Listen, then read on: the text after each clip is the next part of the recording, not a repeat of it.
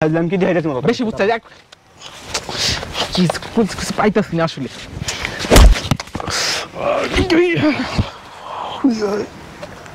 আমি কি করলাম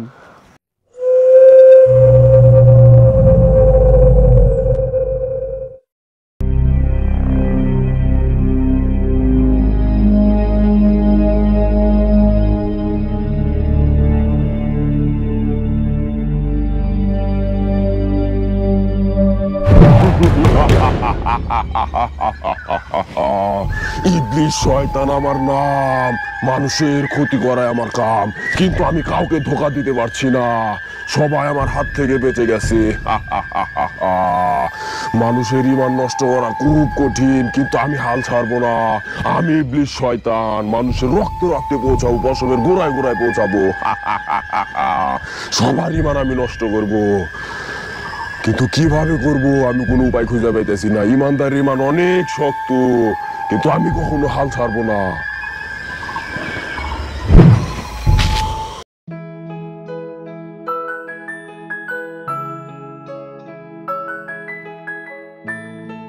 দোস্ত কি গো দোস্ত শোনো শোনো এনে এসো খারাপ হইতেছি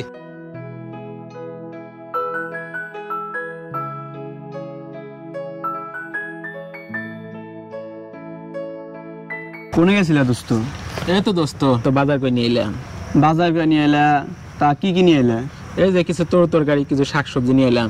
আর কই না দোস্ত, আজকালকার যা দ্রব্য মূল্যের দাম, সেই অনুপাতে আমাদের হাজিরা তো বৃদ্ধি পায় নাই। অথচ দেখো ৩-৪ বছর আগে যে হাজিরা পাইছি এখনো সে হাজিরাই পাই। অথচ দেখো ৬০ টাকার জিনিস হয়েছে ১২০ টাকা, আর ১২০ টাকার জিনিস হয়েছে হলো ২৪০ টাকা। তাহলে আমরা কিনবো কি করে আর চলবো কি করে? জিনিসপাতির দাম তো একবার লাগাম ছেড়ে গেছে গা। সেই ১ মাস আগে পেঁয়াজ কিনছিলাম ৩০ টাকা ৪০ টাকা কেজি, আর এখন হয়েছিল ৭০ টাকা কেজি। শুনলাম সামনে নাকি বলে আরো বাড়বো। দোস্ত আমি তো এই একই চিন্তা করতেছি, জিনিসপাতির দাম দিনকার দিন যে পরিমাণ বাড়তেছে, কিন্তু আগের মতো গরিব মানুষের কাজের মজুরি তো বাড়তেছে না। মেলা দিন হলো গোস্ত খাবার মন চাইছে, তার গোস্ত খাই পারতেছি না। হাজিরায় প্রায় ৩০০ টাকা, কিন্তু গোস্তর দাম হবে ৭০০ টাকা। আমি ৩০০ টাকা গোস্তই কিনবো নাকি আরো হাতে ময় মশলাই কিনবো, এই চিন্তাই করতেছি। দোস্ত তোমার থান কিছু টাকা পয়সা পাইলাম নি, যদি দিলে নি তাহলে উপকার হইলো নি। এই কবে নিছিলা? হ্যাঁ দোস্ত, এখন হাতে আবার তো টাকা পয়সা নাই, তো টাকা পয়সা গুচ্ছে তো হইলে দিয়ে দিবনি। এখন খুব অভাবের মধ্যে আছি। আচ্ছা, হাতে যদি টাকা পয়সা গুছ হয় তাহলে দিয়ে দিও। হওয়ার সাথে সাথে আমি দিয়ে দিবনি। ভাইজান তোর কি হয়েছে রে? মা অসুস্থ, মাথা ঘুরে পড়ে গেছে। কষ্ট কি রে? হ্যাঁ তাহলে তাতাই নু আমি আসবো নাকি? না থাকো, আমি যাই, পরে আসবনি।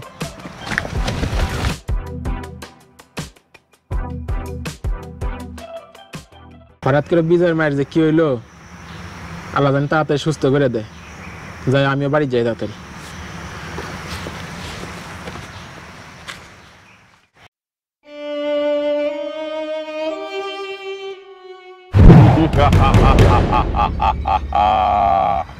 কে আপনি? আমাকে তুই চিনবি না, ভয় পাস না, আমি তোর কোনো ক্ষতি করব না। তুই এখানে বসে কি চিন্তা করছিস? কি আর কোনো দুঃখের কথা, আমার মা অনেক অসুস্থ, হাসপাতালে নিয়ে গেছিলাম, ডাক্তার বলছে অনেক টাকার প্রয়োজন। আমি এত টাকা কোথায় পাবো, সেজন্য এখানে বসে চিন্তা করতেছি। আরে বোকা, কোনো টেনশনের কারণ নাই। তুই না তোর বন্ধুর কাছ থেকে টাকা পাস, তোর বন্ধুর কাছ থেকে টাকা নিয়ে আয় যা। বন্ধুর কাছে গেছিলাম, বন্ধুর কাছে কেবল টাকা নাই, বন্ধু পরে দিবার চাইছে। শোন, ভালোভাবে চাইলে টাকা কখনোই দেবে না। ওর সাথে গরম দেখা টাকা তোল। টাকা না তুলতে পারলে তো তোর মাইকে চিকিৎসা করাতে পারবি না। যা টাকা তোল, গরম দেখা টাকা তোল, তাহলে টাকা দেবে। কথা তো ঠিক হয়েছেন, তার যাই বন্ধুর কাছে যাই, দেখি টাকা দেয় নাই, যাই।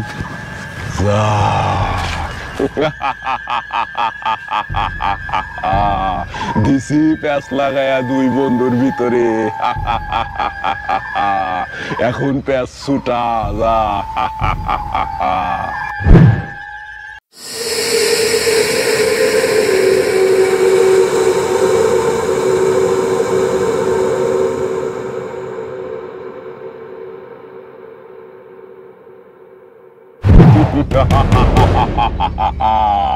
আপনি কেডা? ভয় পাইস না, আমি তোর কোনো ক্ষতি করব না। আমি তোকে একটা সংবাদ দিতে এসেছি। আপনি আবার কি সংবাদ দিবেন? তোর বন্ধু তোর কাছ থেকে টাকা চাইবেন নিয়ে আসতেছে। কোন কেউ আমার কাছে টাকা চাবেন না, আপনার কয়ে দিচ্ছি, আমি পরে দিব। তোর বন্ধু তোর সাথে গরম দেখায় টাকা তুলতে আইছে, বলছে তোর সাথে গরম দেখায় টাকা তুলবো। দরকার পড়লে তোর সাথে মারামারি বাধায় দিব। কোন কেউ আমার সাথে মারামারি বাজাবো? আসুক আগে।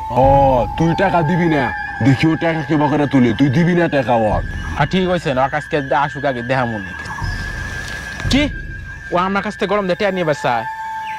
কইছে তা শোনে না, খারাপ আসুক আগে, ও আজকে দিমু ধরে আজকে আগে আসুক আগে।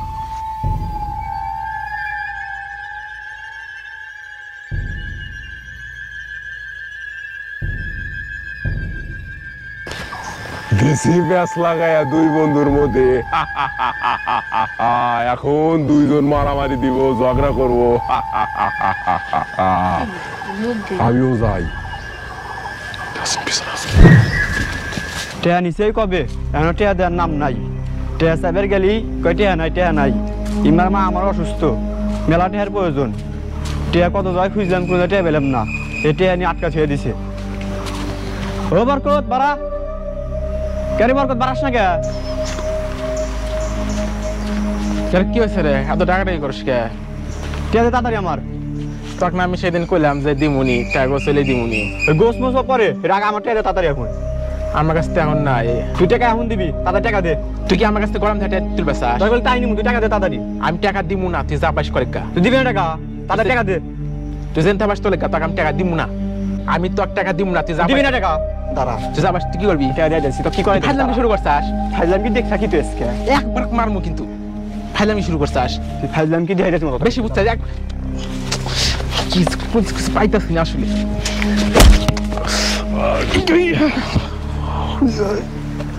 এ আমি কি করলাম?